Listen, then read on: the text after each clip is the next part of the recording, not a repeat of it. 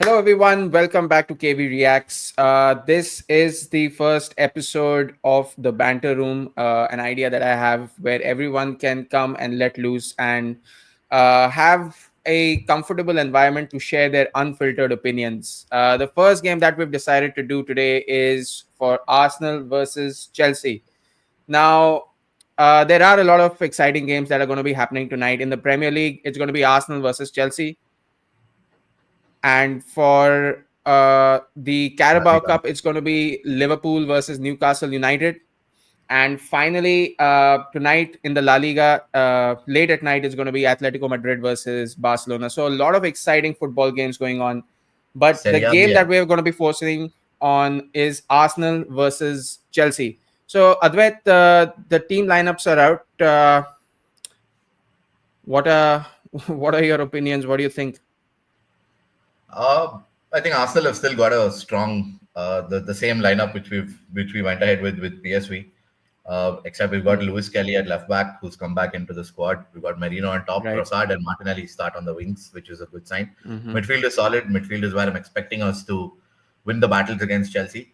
Uh, that's where Rice, Partey, and Odegaard they really need to step up. I think Odegaard's had the last couple of games. He's been pretty good. He's been creative. The first leg against PSV was where he was absolutely brilliant. Second leg he came on for about 12 minutes. He was good. Our defense, we have the best defense in the league currently. Gabriel and Saliba both have been immense. Timber has been really a shining star this season for us. Lewis Kelly as well. And we've got Raya and goal. So I think that's the strongest lineup with what Arteta had currently, and that's what he's gone with. Anyway, we can't play Sterling since it's his parent club, so he's ineligible to play today. Best Uh, defense in the league. Wait a minute. I'm going to have to stop you there because lately I've been hearing a lot on social media that Arsenal do not have the best defense in the league. In fact, far from it. Uh, Liverpool fans have been claiming that their defense is the best in the league. And unfortunately, because they got knocked out by PSG, I mean, unfortunately for them, they got knocked out by PSG.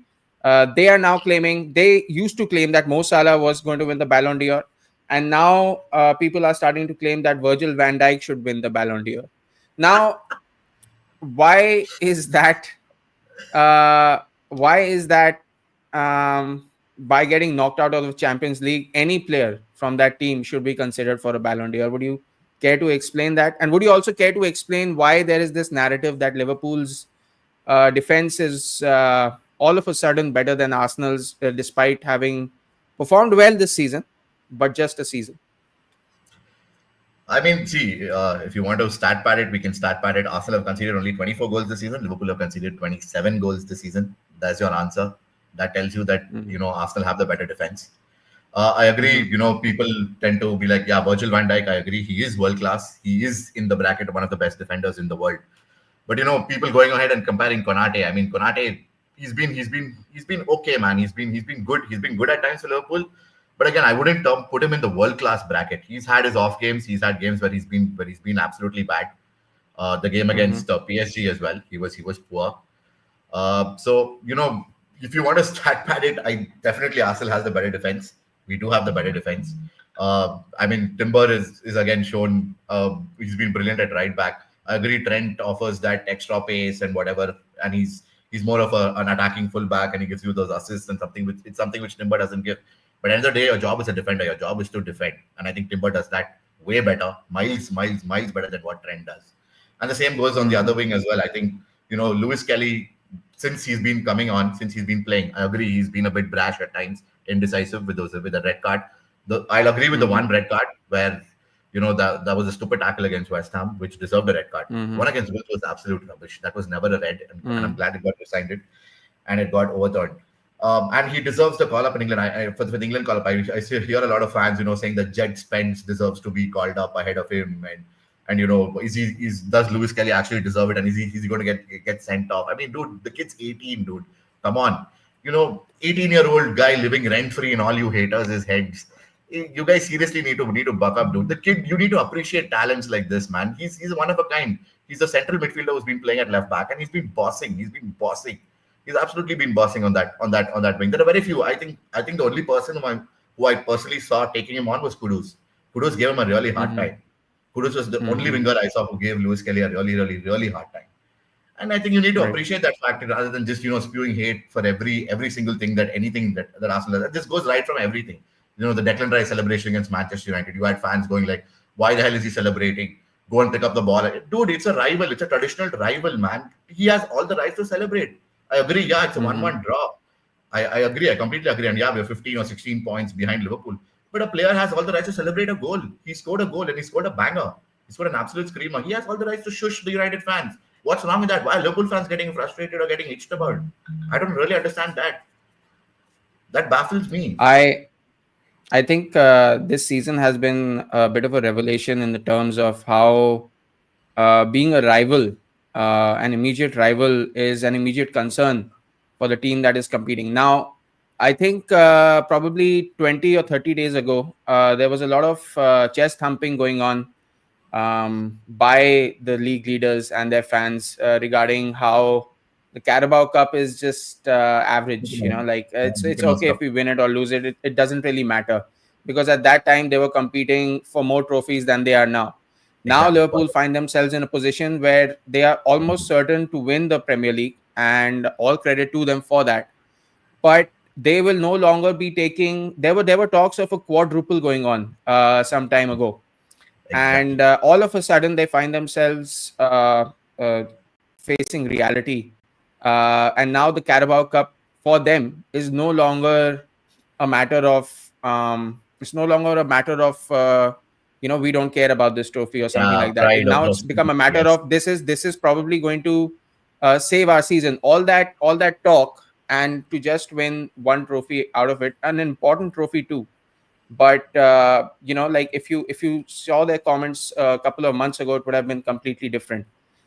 So yeah, I do agree with you on that fact. Just we got a few comments coming in. Hello Rankai, what's up? Rankai is from Manipur, by the way. Advait Rujan says Advait put some light in front of you. Yeah, we'll figure that out later. We are now Yeah. being joined by a Chelsea fan. I think the video is unfortunately unavailable, but that's fine. There's like a half an hour left to go in the game.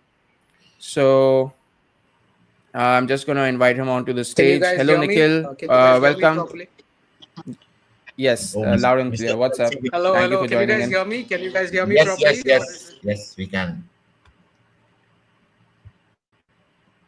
Can you hear us? I don't think he can. In Mumbai, Geo, Ambani. all right, I all right. also I think have that Geo. that's much better. Oh, acha, okay, he can. Yeah, it is. Sorry about the video, Right, guys, go but ahead, yeah, Nikhil. was looking forward to this. I Nikhil, knew that Nikhil, this game was happening. tell us about the Chelsea squad, man. He scored for CDM. What do you think about that? And Fofana at Well, right that's back. now his new. So the thing is, I think in Maresca's last two conferences, like last two press conferences, he did mention that we might look at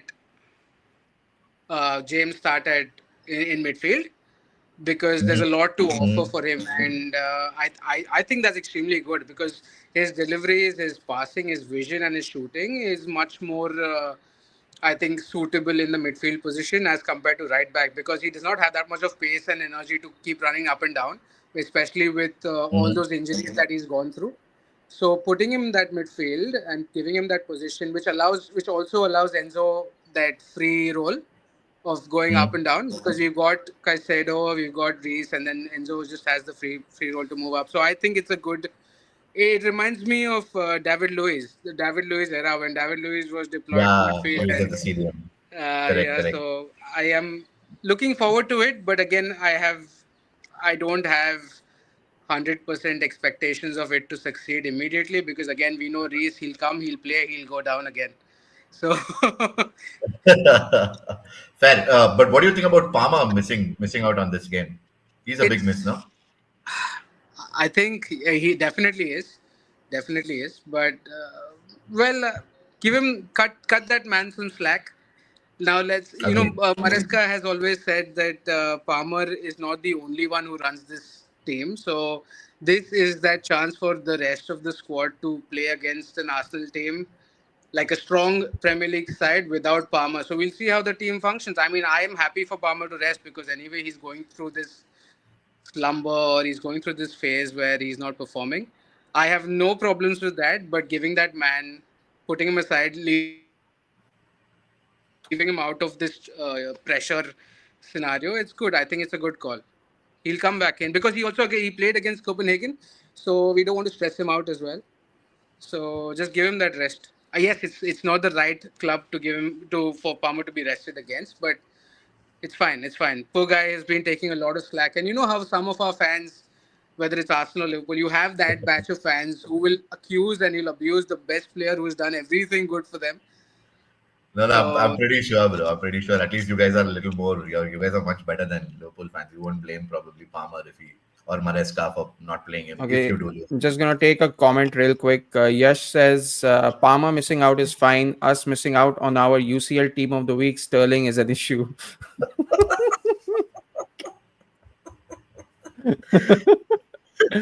Oh my goodness. Oh man, what a performance though from Raheem Sterling. Two brilliant man assists of and then missed the sitter. man of the match, yeah. Yeah, dude, he got man of the Yeah. match. He got man of the He got match. man of the He match. got man of the match.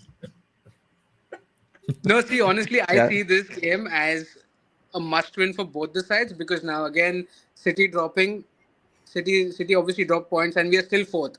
So if we win this game, we put that pressure on Arsenal because Forest has won their Three game. They points. won 51. You guys will be Mm. 3 points behind us, and Forest will be on equal points. So yeah, it's Yeah, correct. So this is an opportunity for Chelsea, like for this club. It's well, realistically, yes. If they show up today, maybe we can work towards a draw. But as a fan, from what I've seen, even against Copenhagen, that game was horrible. I almost slept, man. I mean, mm, 45 yeah, minutes, there was nothing. There was no intent, no nothing you attack. could see. Yeah. So if we come out with a draw against Arsenal at the Emirates, as compared to what happened last year, that 5-0 game, I think I'll be happy because we'll still be fourth, and our goal right now is Champions League. So True, it's true, fine. It's fine. Mm. true, fair. And Chelsea So have I'm also happy. improved quite a lot. That was demonstrated in the game at Stamford Bridge, in a 1-1 draw, where I do believe that Arsenal got lucky because Chelsea's performance was quite good. So Well, they were showing that game yeah, today, I you think know. this So game is going to be really exciting. Off late, Arsenal versus Chelsea games have provided a lot of goals. yeah, it's been Arsenal scoring the most of it, the Go ahead, yeah. majority of it right now. So, but yeah, it should be an entertaining game. I'll tell you why, because the squad that I see right now, Pedro Neto, false nine, and Kunku at the back. So it's a strong Chelsea side.